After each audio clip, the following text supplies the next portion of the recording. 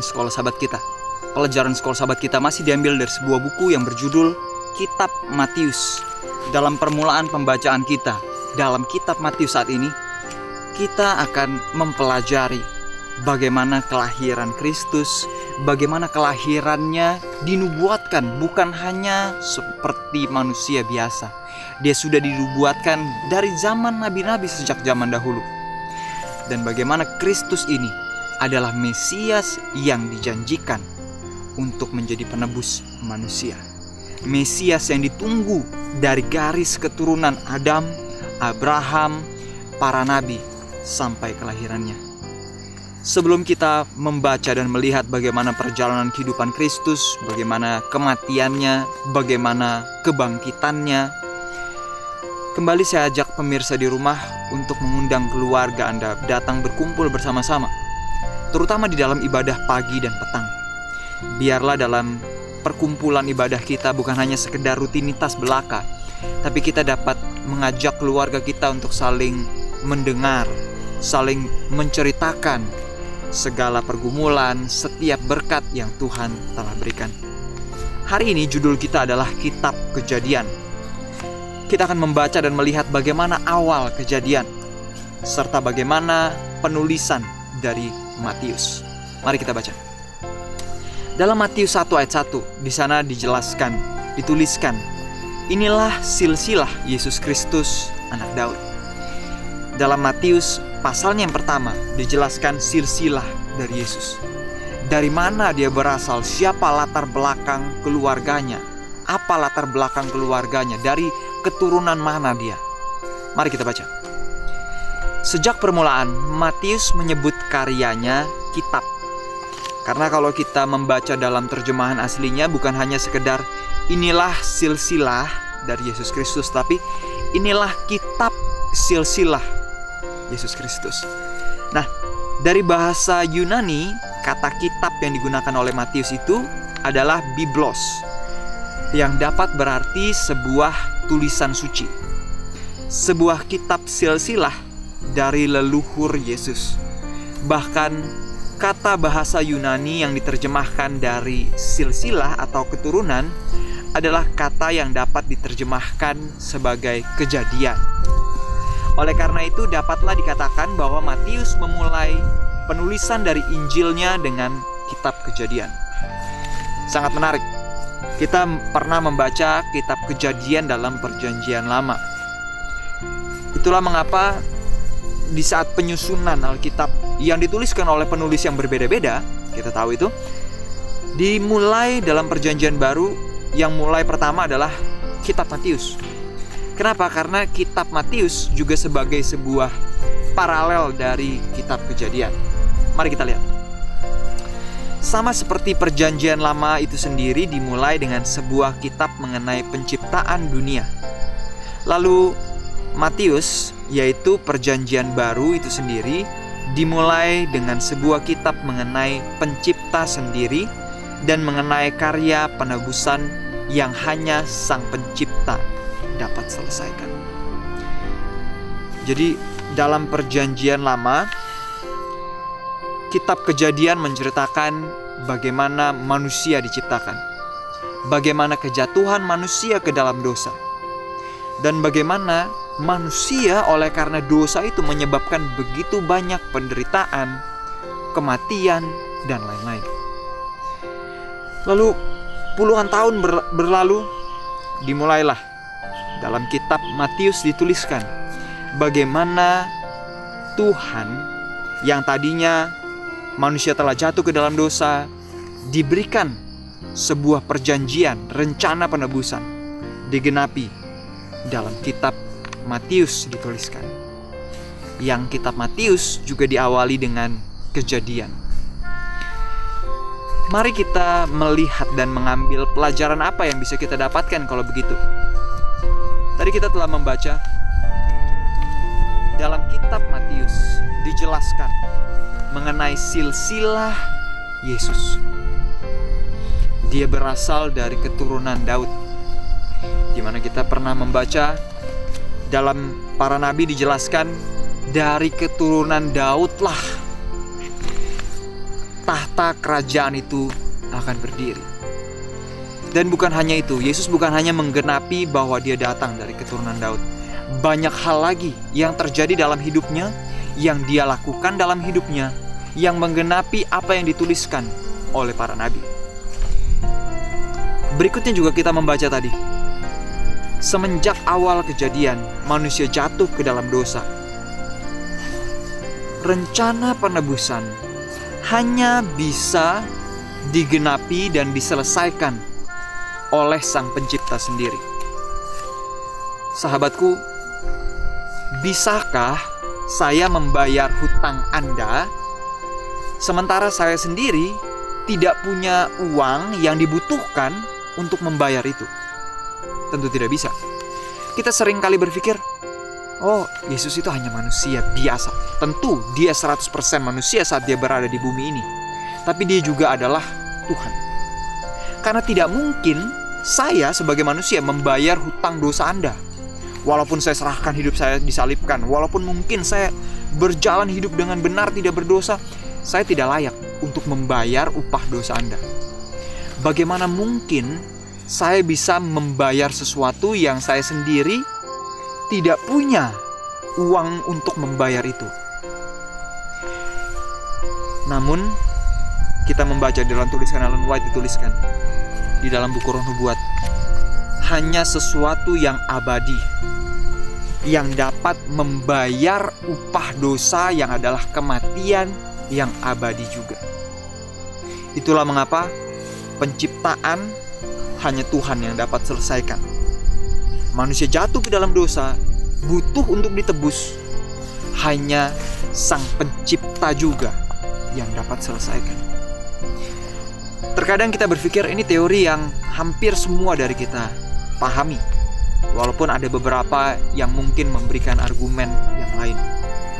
Tapi mari kita lihat, kalau gitu apa dampaknya dalam kehidupan kita pribadi. Kita baca tadi, penciptaan hanya Tuhan yang bisa selesaikan. Penebusan hanya Tuhan yang bisa selesaikan. Bagaimana dengan masalah hidup kita? Bagaimana dengan problem kita? Bagaimana dengan anak-anak kita yang kita pikir, waduh mereka sangat bandel, sangat nakal, tidak bisa diatur? Bagaimana dengan rumah tangga kita yang sedang retak, yang mungkin selalu bertengkar, selalu punya masalah, tidak bisa bicara dengan baik? Bagaimana dengan kehidupan kita yang kita pikir, wah kayaknya nggak punya masa depan? Kita merasa kita penuh dengan beban dan masalah. Kalau penciptaan, Tuhan dapat selesaikan. Kalau penebusan kita, hanya Tuhan yang dapat selesaikan. Begitu juga dengan masalah dalam hidup kita. Tapi pertanyaannya adalah, apakah kita mau serahkan masalah kita, keluarga kita, hidup kita kepada Tuhan? Ini bukan hanya sekedar teori. Ini bukan hanya mengatakan, Tuhan saya mau serahkan. Tapi dalam prakteknya kita tidak lakukan apa-apa. Bukan. Di saat kita katakan, Tuhan saya mau serahkan keluarga saya, masalah dalam rumah tangga saya yang sedang retak ini di tangan-Mu. Kalau kita katakan, saya mau serahkan, itu artinya kita harus serahkan sepenuhnya. Biarlah kehendak Tuhan yang bertahta. Tanyakan, kalau Yesus berada di dalam situasi saya, kalau Tuhan berada dalam situasi saya, kira-kira apa yang dia akan lakukan? Di saat mungkin istri, pasangan, bos kita, atau mungkin orang lain, mereka bicara negatif tentang kita, mereka mengolok-olok kita. Kalau Yesus berada di posisi kita, kira-kira apa yang dia akan lakukan? Apakah dia akan membalas? Apakah dia akan ikut kembali marah? Sahabatku, kalau kita tempatkan pertanyaan itu dalam hidup kita, barulah kita bisa menyadari, Tuhan, saya tidak sanggup. Saya tidak sanggup untuk tidak membalas marah ketika pasangan saya, keluarga saya, marah kepada saya. Tuhan, saya tidak sanggup untuk mengatakan terima kasih, walaupun saya tahu saya tidak salah. Sahabatku, itu yang Yesus lakukan. Itu juga yang Yesus inginkan agar kita lakukan. Bukan hanya mengatakan, Tuhan saya sudah serahkan masalah saya kepadamu, ya udah, engkaulah yang bekerjalah. Saya hanya tunggu selesai saja. Sahabatku, di saat kita serahkan itu artinya pilihan hidup kita, bahkan yang paling kecil pun, kita akan membiarkan bagaimana Yesus di saat dia berada di posisi kita, bertindak. Kita akan bertindak seperti Kristus yang bertindak. Tentu ini bukan hal yang mudah. Tapi kita diajak untuk melakukannya. Ini bukan hal yang mudah. Di saat Tuhan mengajak, pikulah kuk yang kupasang. Belajarlah daripadaku. Karena kuk yang kupegang itu ringan. Di saat kita menanggungnya, kita menjalaninya, barulah kita bisa merasakan sukacita. Dan kita bisa mengatakan, oh terima kasih Tuhan. Kalau saya ikut marah, kalau saya ikut membalas, kalau saya ikut kesal dalam hati saya, setanlah yang menang. Rumah tangga kita mungkin akan terus bertengkar dan lain-lain. Tidak akan selesai. Tapi kalau kita membiarkan Tuhan yang menyelesaikan, Dia akan selesaikan dengan jalan yang mungkin tidak masuk akal pikiran kita. Tapi Dia akan selesaikan itu. Selanjutnya kita baca. Sejak masa kekekalan, Tuhan Yesus Kristus adalah satu dengan Bapa. Ialah gambar Tuhan, peta kebesaran dan keagungannya, cahaya kemuliaannya. Oleh datang tinggal bersama kita, Yesus harus menyatakan Tuhan, baik kepada umat manusia dan kepada malaikat-malaikat. Adalah firman Tuhan, buah pikiran Tuhan yang diperdengarkan. Ini dituliskan dalam buku Alfa Omega jilid ke-5 halaman yang ke-13. Kita bisa baca tadi. Yesus sejak awal penciptaan dia satu dengan Bapa. Bayangkan, oleh karena dosa, kita harus memisahkan kesatuan tersebut. Dia harus turun ke bumi, meninggalkan tahta kemuliaan surga. Kenikmatan hidup yang ada di surga, pujian dari para malaikat, dia harus tinggalkan untuk kita. Dan bukan hanya untuk kita. Di saat dia menjadi manusia, dia ditolak, dicemooh, diperlakukan dengan tidak adil, difitnah. Tapi dia tetap melakukan itu untuk kita. Kita baca tadi, Dia adalah cahaya kemuliaan Tuhan. Keagungan dan kebesaran Tuhan. Namun di saat dia berada di bumi, dia tetap menyatakan Tuhan kepada umat manusia dan kepada malaikat-malaikat. Yesus yang tadinya berada di surga, tinggal di surga, rela meninggalkan semuanya, rela dicemooh, ditolak, difitnah, diperlakukan dengan tidak adil untuk kita dan untuk menyatakan karakter Bapa. Bayangkan ini, untuk menyatakan karakter Bapa, karakter Tuhan yang tidak pernah dilihat oleh manusia. Tidak pernah orang tahu seperti apa sih karakter Bapa. Sampai hari ini pun banyak yang berpikir, oh Tuhan itu kejam, dia hanya menunggu kapan kita melakukan kesalahan, lalu dia menghukum, lalu dia memberikan segala hukuman dan lain-lain. Oh, sepertinya Tuhan itu kejam. Yesus datang untuk mengubah pola pikir itu. Tuhan tidak kejam. Sejak awal penciptaan manusia sampai hari ini dia masih tetap panjang sabar. Bangsa Israel yang sudah begitu bebalnya, dia masih panjang sabar terus memberikan kasih karunia-Nya. Sebelum kita lanjut, coba renungkan, kalau Tuhan sudah sebegitu sabarnya kepada kita, memberikan kasih karunia-Nya kepada kita, bagaimana harusnya kita bersikap kepada orang lain?